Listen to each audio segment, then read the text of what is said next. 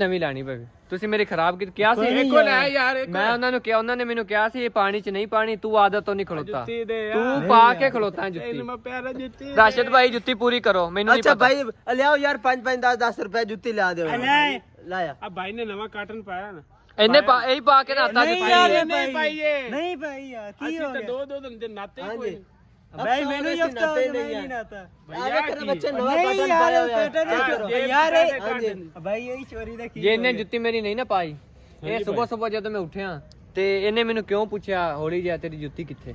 ਬਸ ਇਹਨੂੰ ਮੈਂ ਕੱਲ ਜਦੋਂ ਕੱਲ ਮੈਨੂੰ ਵਿਖਾਈ ਲਿਆ ਕੇ ਨਵੀਂ ਮੈਂ ਜੁੱਤੀ ਲੈ ਕੇ ਆਇਆ, ਤੈਨੂੰ ਪਾਣੀ 'ਚ ਨਹੀਂ ਪਾਣਾ, ਇਹਨੇ ਜਾਣ ਕੇ ਆਦਤ ਤੋਂ ਪਾਈ। ਤੂੰ ਆਦਤ ਤੋਂ ਪਾਈ, ਮੈਨੂੰ ਜੁੱਤੀ ਨਵੀਂ ਲੈ ਕੇ ਦੇ ਭਾਈ। यार नहीं भाई मेरे ਜੁੱਤੀ ਮੈਨੂੰ ਨਵੀਂ ਲੈ ਕੇ ਦੇ, ਜੁੱਤੀ ਦਾ ਰੋਲਾ ਪੈ ਜਾਣਾ। ਚਲੋ ਮੰਨ ਜਾ ਆਖ ਮੈਂ ਲੈ ਦੇ ਸ਼ਾਨ ਇਹਨੂੰ ਕਹ ਜੁੱਤੀ ਭਾਈ ਮੈਨੂੰ ਲੈ ਕੇ ਦੇ। ਭਾਈ ਲੈ ਦੇਗਾ, ਸਾਡੀ ਗੱਲ ਹੋ ਗਈ। ਉਹ ਮੰਨੇ ਭਾਈ, ਬਾ ਮੰਨ ਗਿਆ, ले दे ਲੈ ਦਿੰਦਾ, ਲੈ ਕੇ ਦੇਣੇ। ਕੀ ਹੋ ਗਈ? ਓਕੇ ਹੋ ਗਿਆ ਕੀ ਇਹਦੇ ਨਾਲ ਮੰਗੀ ਹੋਈ? ਰਾਸ਼ਿਦ ਭਾਈ। भाई जी डन करो ਚਲੋ ਮੰਨ ਗਏ ਨੇ, ਕਹਿੰਦੇ ਜੁੱਤੀ ਨਵੀਂ ਲੈ ਕੇ ਦਿੰਨੇ ਆ।